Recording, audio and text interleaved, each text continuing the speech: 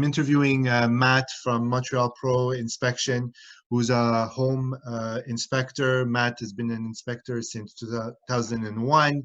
He's been part of the board. He was board member of the AIBQ and up until last year. And he's also my reference whenever I have home inspection questions. He's my go-to guy. So Matt, thank you for joining me. Thank you for having me. So we all know what's going on. Pandemic, started. I guess the coronavirus, COVID-19, started about 2 weeks ago, but it really hit us hard as of like the 13th of March. I know you were doing inspections before the lockdown happened. What precautions were you doing in order to protect yourself, the other brokers, the homeowners, and the buyers? Well, basically, for the last 2 weeks, the way we were doing the inspection is that I specifically requested that no one should be present during the inspection. I just had one person, whether it's the seller or the listing broker or one of the broker, just to open the door for me, and they usually wait outside. I do my tour. I do the inspection on my own, alone. I usually have an assistant. For the last 4 or 5 years, I always have somebody with me to help me with inspections, but it's been almost 3 weeks that I have asked my assistant to stay at home. So the way we work, we communicate each other through the phone, through the pictures. We go over the reports and details over the phone. So we're not together. And during the inspection, nobody's inside the house. It's just me. I had one case that the owner, because he was working at home, so he just stayed in his room, and he did not came out of the house throughout the whole inspection. And then after the inspection, I had one case that the clients were waiting for me outside until I finished. So once I finish, I go outside, and for about distance about two meters, like about 5-6 feet away from each other, yeah. We were just talking, explain to him what the situation is. But that was the only case that the client was very anxious, but I still did not allow him to come with me. I think if you want, you have to stay outside. And after that, we talked a little bit. But then the other ones, everything went over the phone. Everything went over the phone, and I explained them whatever they need to know.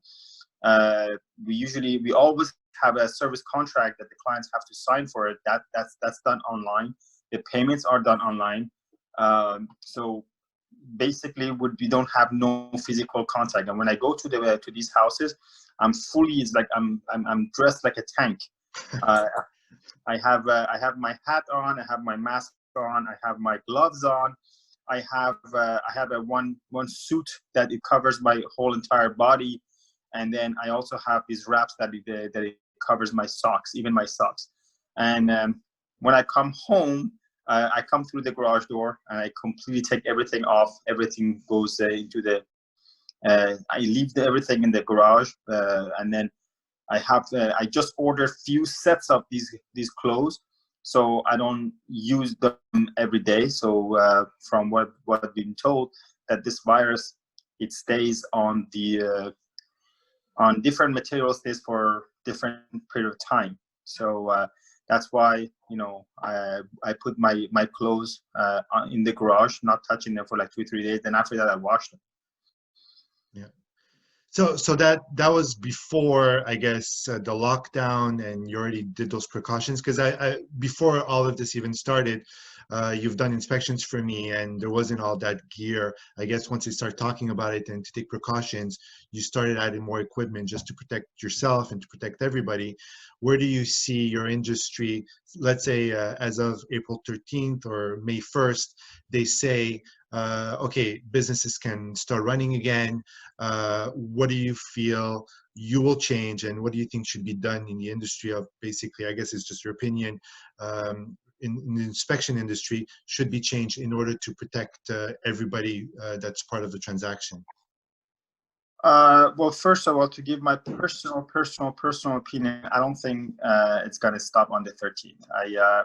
I honestly think that if we all don't do our part, it's going to take longer. So let's hope that it is for that. And then even after that, I think this whole thing has changed the face of Earth completely, even in all industries. And mine, I already talked to my, I have like 3 other associates that work in the company. So we all had a meeting, online meeting, and there are things that we're probably going to do. We're going to keep doing almost the same thing, maybe not as bad, but we're still going to, from now on, we're always going to have our gloves on.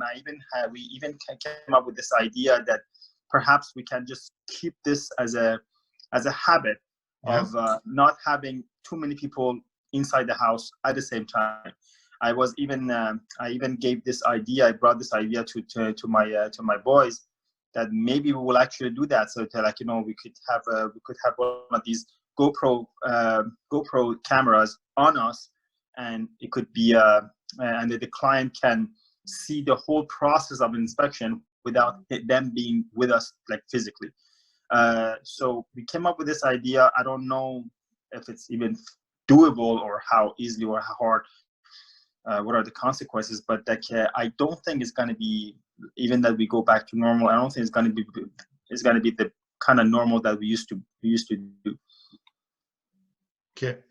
And where do you see basically once things go to normal, because eventually it will go to normal, like you said, you're going to implement new systems, and you really think that that's going to not only maybe help, because I guess it could avoid like future issues if there's future pandemics, but also do you think it might hinder the way you do the inspection? Is going to stop you from accessing places because you don't want to touch certain areas, or do you feel your inspection is going to be as detailed as it always was? Well, I may be wrong, but basically this is what I'm thinking, that when you are wearing gloves and when you are doing everything that you possibly can, you're just lowering the risk of getting infected or just distributing the virus. But that doesn't stop us. So of course there are going to be some limitations. So like, for example, me, before I was even open up the closets, personal closets, and I look in the corners, look for any signs of humidity, mold, and especially the closets of the basement. But for the last 2 weeks inspection, I didn't do that. I just opened the closet door just without going through the personal stuff, without touching the personal stuff, because and then I just left it the way it is. And obviously I put that as a kind of limitation, because I wasn't able to actually move. We don't have to move things around, but to a certain point we do. Each inspectors, they do their part, whatever they can. And me, areas that by experience I know that it might be problematic, I look a little bit further. I don't mind to move a little bit things around just to look further. But for the last 2-3 weeks, I just couldn't do it. I just couldn't let myself allow myself to start pushing personal clothes and to see if there's anything in that corner of the closet in the basement or whatever. So obviously there are going to be some limitations, and to what point I don't know. I've even had someone telling me that, what if the seller starts doing the virtual tour and inspectors sitting at home and asking the seller to go here, to go left, to go right, to show them this, to show them that. But I honestly don't think this is going to happen, because the amount of liability that you could have, it's enormous. Right, it's huge. The liability for you is huge if you do that. Yeah, I was talking to some other inspectors. They had this idea, but I was like, that won't work. That won't work. Like, do you have any idea what's kind of anyway? But I think that if we cannot physically go ourselves, I won't be able to do inspection. And even when we are there physically, is not going to be as easy as before. And just like anything else, we're going to go through this. And just like anything else, we're going to find the ways. We're going to find whatever. We're going to adjust ourselves. Exactly. Perfect. Well, thank you so much, Matt, for taking the time to explain to us. Thank you.